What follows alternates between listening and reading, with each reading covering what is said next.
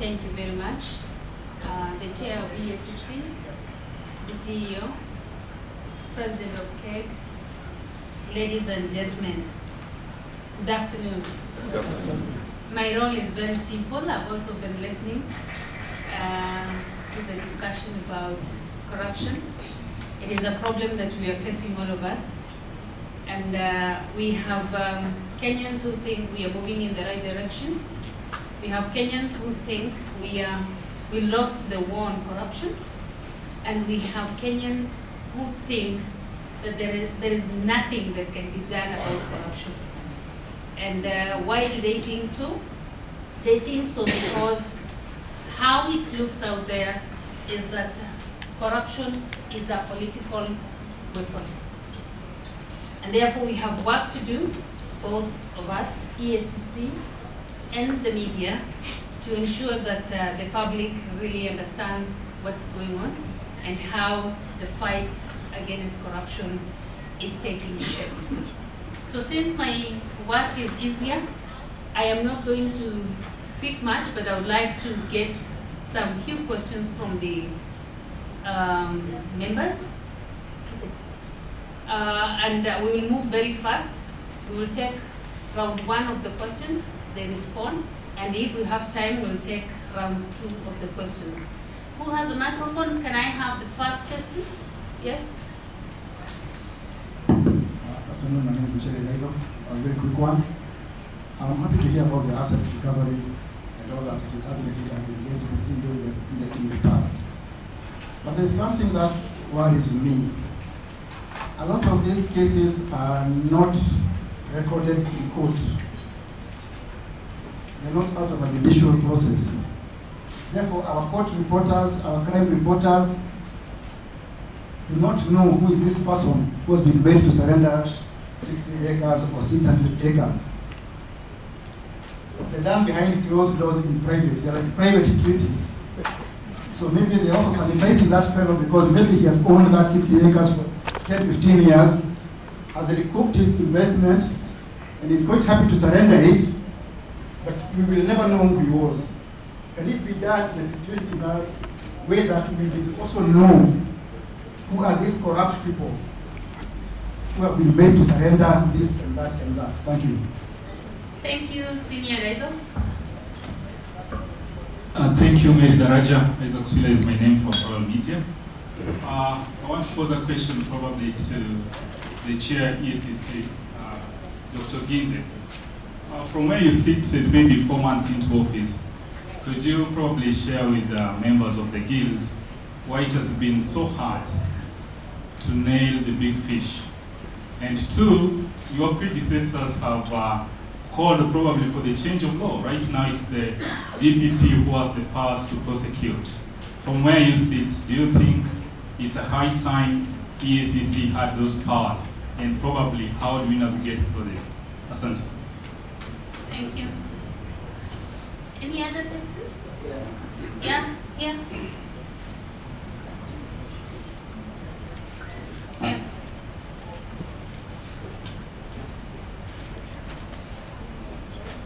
The floor. Okay. Jepsil? Thank you. My name is Wanyama. Three questions, then we... Yeah. Let me take Yes, my name is Wanyama Chibusiri. Listening to the CEO, Barak, and Bishop Oginde, you realize that they are frustrated people at the ICC. That's what I formed as a journalist. I mean EACC, sorry. because they are all reading from the book of Lamentation. So I get the impression that perhaps there's not goodwill, political goodwill, against the fight against corruption. Can you tell this meeting whether there is goodwill,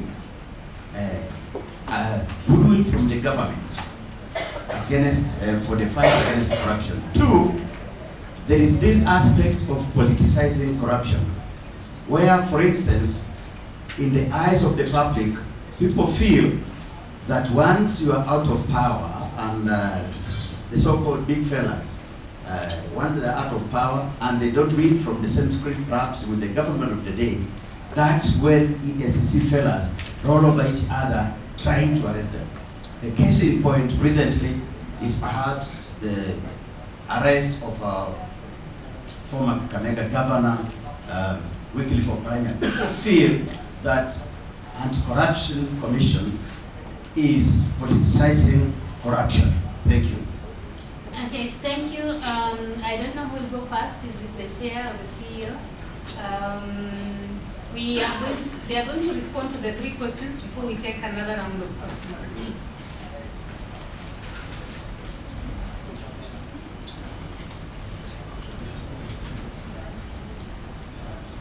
Okay, the chair is going first. Please come to the podium.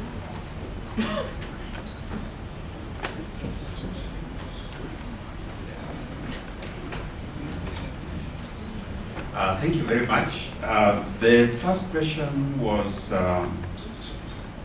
asset recovery, why it is done behind the scenes. Our CEO, or appears to be done behind the scenes. Let me use the word appear. We'll leave our CEO to come and comment on that. He will also comment on the power to prosecute. But let me talk about nailing the big fish. Why is it so difficult? I think it will appear difficult, but in real sense, it is not as difficult. But there are 2 things that make the big fish difficult. To those of you who have been gone fishing, you may know that even in the sea, getting the big fish is no mean task. Here is one of the things that make nailing the big fish difficult. One is a legal framework. The way the law is structured on corruption cases, especially you go for criminal, you have to prove your case beyond reasonable doubt. That is not easy in corruption cases. Then the person is innocent until proven guilty and until they have exhausted the whole judicial system. So it doesn't matter even if they are nailed, if we use that word, by the lower courts, they will continue until the last Supreme Court. That process alone takes a very, very long time. The people who are engaged in big corruption cases are men and women like the ones who are seated here and beyond. They are very intelligent people. That's one of the things I discovered when I became chair. In fact, I told my colleagues and friends that I have reason to believe that these people put together consultants. Somebody talk about consultants. Professionals. They say now there are a few billions here. Could we work out a scheme on how we can get it? And they sit down and come out with a very clear program that is almost watertight. So for you to unravel that, our investigators, our intelligence have to be equally intelligent to be able to undo that. And I can tell you we have a great team at EACC. I have sat in the presentations that they make and I get just so impressed because these things are very well designed. So that can take, again, a very long time.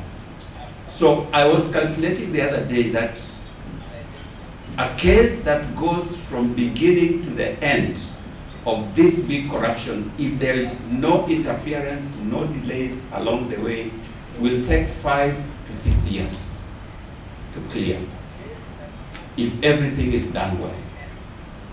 That is what makes these big corruptions very, very difficult to nail down.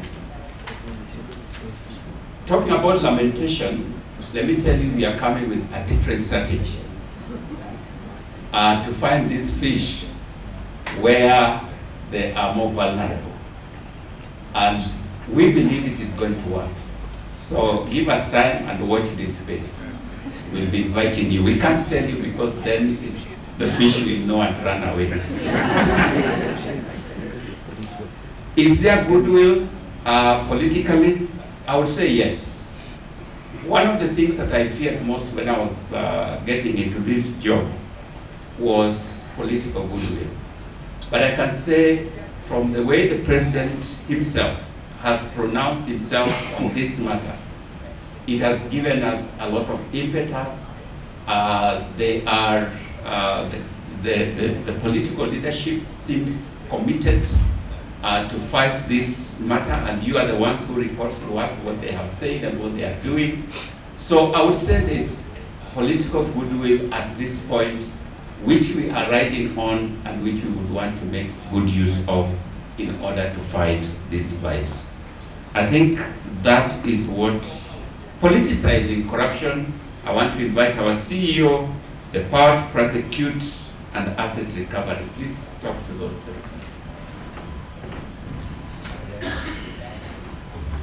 Chair, you've asked a very tricky question, where you have to balance between professionalism and Africanism. You know, in the African tradition, you don't ridicule an old person. Let me go on the asset recovery.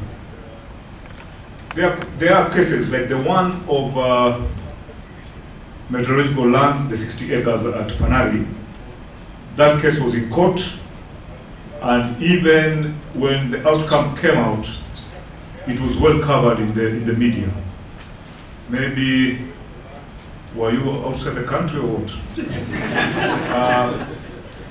The other one, there are people who have retired, former powerful people in government. A person walks into EACC, he is aged 80 or 75. I don't know what is the lifespan of Kenya in terms of men and women, but definitely that person is living on bonus. He crawls to EACC and says, look here, I have very big land. I was given during that time when grabbing was quasi-legal. Mimi sitaki shida na serikali, nataka tupange nirudishe hii shamba yote. But please, kijana wangu, EACC, let it not give it to the media, I will surrender everything. What do you do with such a person?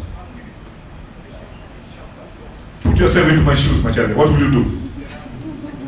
Will you call the nation standard and say, iko mzee amejileta hapa kuja mumwandike stock zake? So sometimes we are caught in a quagmire. An old person has walked into the commission in good faith. Hii mavitu yote nataka kusarenda, niko na wakili yangu hapa, iko makaratasi gani ni sign. It's a very big plus to us. We have recovered land without going to court to be dragged for 10 years, 13 years. We have cases that are 15 years old. They are yet to be resolved. So we are not hiding perpetrators of previous misdeed. Is the circumstance, Mr. Machari. And there are cases of land that we are following, and people are known, we mentioned them. You remember there was a time we won a case of recovering a piece of land in Kisumu that was being owned by Oburu Odinga. And it was in the media that we have won as EACC. So we don't hide as such, but sometimes we are put in a very, very delicate situation. The power to prosecute. I'm not a lawyer, but let me give an explanation about it. It's a very interesting argument and a very interesting subject. Should we be given the power to prosecute? Ideally, yes. Because you would have cleared one hurdle that delays cases. Civil suit becomes easier to us because we don't pass through the DPP. And that is why we are making very fast gains in asset recovery. But the power to prosecute, it's our wish to have the power to prosecute. But is Kenya politically matured where you can entrust one agency with investigation and the power to prosecute? That is the question that makes our lawmakers have goose pimples. That it is happening. There's one big country in South America, I don't want to mention its name. The president served, when he was out, he was jailed. Because the sitting president used the anti-corruption agency. He was charged and jailed because of corruption. That guy now is the president, he wants to jail his yeah, you know who I'm talking about there? Yes. That big country which is very good in football. So you can see there is a danger that the lawmakers, and it's not because I'm a CEO today I say no, they have a point. They fear that if you give one institution the power to investigate and the power to prosecute, it's literally preparing a rope to hang yourself. And you have to understand on that side, because here is a person who is asking, we are being politicized in the fight against corruption. Perception. In the previous government, there's a minister that we had summoned to come and write a statement on a maize scandal. He came on a Tuesday, on a Thursday he was sacked. And said, I was being victimized. Don't you know that I was just in EACC the other day to write a statement? Literally, we had no idea that minister was going to be sacked.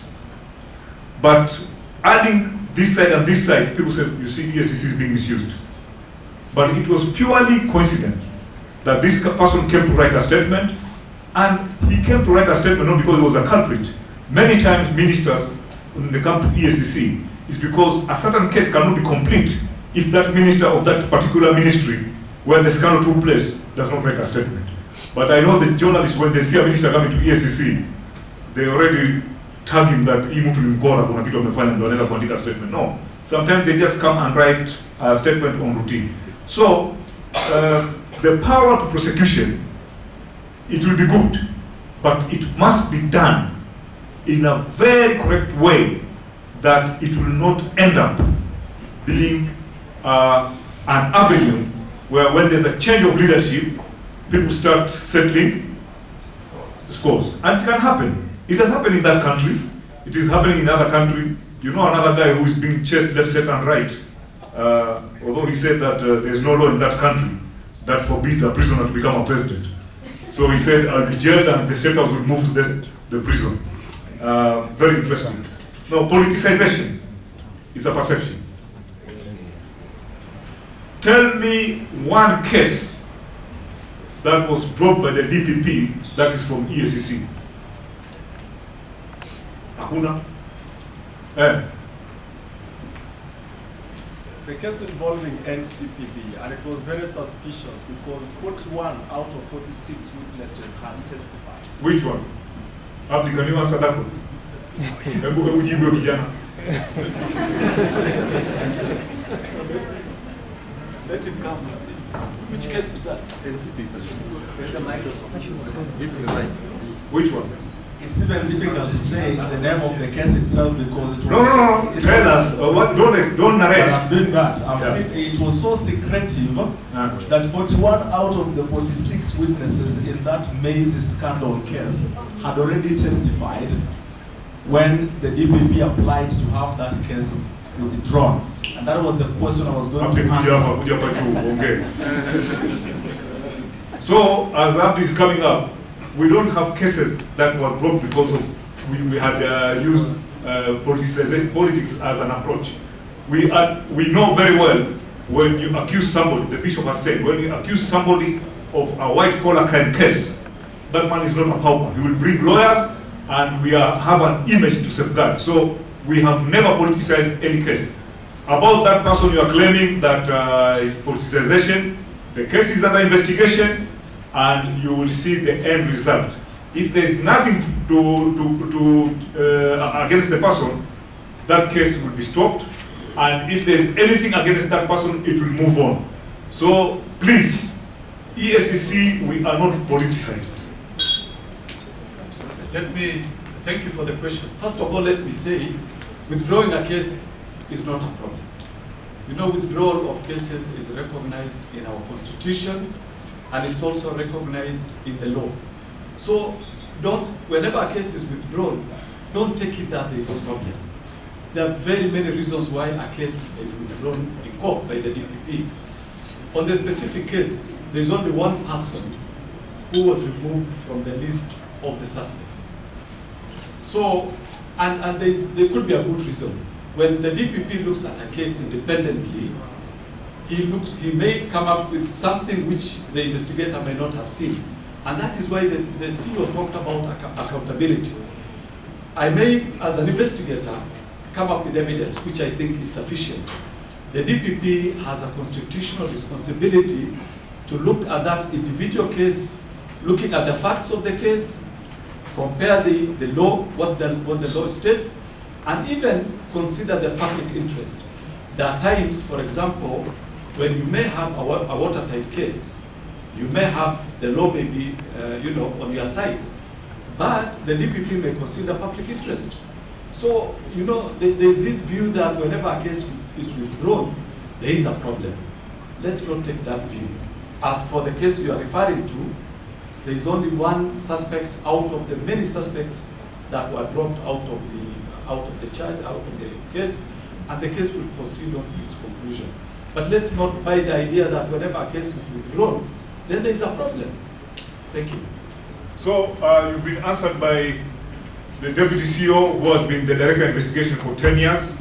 He has actually memorized all the cases that are in the organization, and I'm happy that he has answered you. So what we are saying, my brother, who said we are being used, weaponized. That is the word people use. We are not weaponized, and somebody asked about the political will. Yes, we have the support of the political system. We have the support of the president. We have the support of the parliament. And that is why you find this financial year, even our budget has been substantially increased. We don't face any frustrations. We don't get calls. And we are not told to drop or charge that person. And that's why we talked about that issue of power to prosecute. So the issue of power to prosecute, some of these things, you may think it's good. I'll give you a good example. Something out of this. There's an organization in this country called SRC. Who doesn't know about SRC? SRC regulates salaries and whatever. So it went on in good faith to put salaries at lower scales. Minister is earning 1 million, and it sounds very good that this is okay. This is the salary of a minister, and chief executive officers, board members, MPs, everything was brought down. But we are human beings. Human beings, they are very good at shortcuts. What is happening today? Macharia, all CEOs, all senior government officers have become Vasco da Gamas, Christopher Columbus, Marco Polo. They are moving from one city to another, traveling so that they can get per diem. So you have said a minister will earn 1 million. Now, in a month, he has gone to America, he has gone to Japan, business class, per diem. What are we doing? 2 steps forward, 3 steps backward. Junior officers go to Naivasha, go to Mombasa. Some hotels look like boarding schools. Everybody from ministry, this one they are doing evaluation, this one they are doing workshop, this one, people are after per diems because they believe the money they are not given is not enough. So sometimes you can do something in good faith, it creates another problem. I'm not blaming SRC. I'm just telling you, when you squeeze this side, it's like if you put a wall for your children not to go to discos. You know, children are not all like you, that you and me, that we cannot scale a wall. They'll just jump and go. In the morning you'll find them in the room snoring, but they've gone to the disco and you don't know. So the best way is, please, you can go to the disco, but be responsible, don't drink too much. You are a beautiful young girl, my daughter, please. These men are very crafty. Take care of yourself, and that person will be matured and handle everything in a matured way. So we are not politicized, and the bishop has said, corruption cases take too long, they are very technical, and many times they are very cumbersome, because we have charged 9 governors. I don't know whether you're aware of that. We have charged 9 governors. those cases, I have 1 year to go. I am sure I'll be retired in Kilifi, and that is the time maybe I'll be working with Abakora when they'll be determined. They are moving very slowly. And that is why the Commission has opted to focus more on asset recovery and unexplained wealth, as opposed to all kind of investigation. We focus on only the grand cases. So maybe you can take over, and if you're not happy with my reply during lunch there, you can ask me. But please, I don't want to be choked. Okay, thank you very much, the Chair and CEO. The issue of public perception, that's why the journalists are bringing it out, because what we know out there, they may now be a Kenyan, what we know out there is EACC is used to clean and to dirtify. Depending on the political arrangement within the country. This is said so because when the new administration came in, we saw several politicians and business people's cases being withdrawn from the court, and other people who are, do I say, who are white as cotton, were now being hunted. So that is why there is that perception. But you know, now investigation takes different perspectives. That's what maybe the public needs to understand, how investigation goes and what happens when a case is withdrawn in the court. So it is important for us to work as one for this information to go out there. I'm allowing only 2 burning questions because of time. EACC CEO is rushing out to go and respond to other questions. Ladies, no, ladies. I've been gagged. No men. Yes. Let the microphone go there, and then if there is no other lady accompanying. She will not ask my question. Give out the microphone first. I will consider you somehow.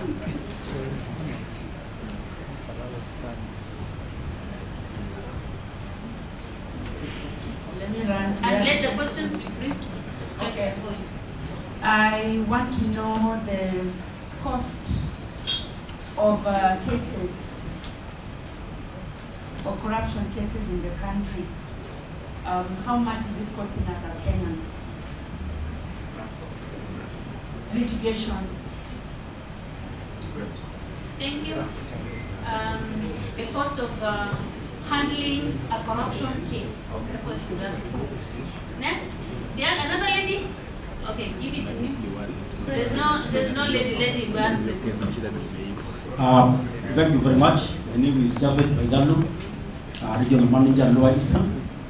Mine is just a comment and perhaps to see how we can work together with the press. May I thank you first of all for for the amazing job you are doing.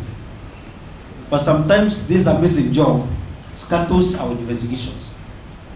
For example, we may have an investigative warrant that is being processed in court. Before that warrant is out, the press has that story.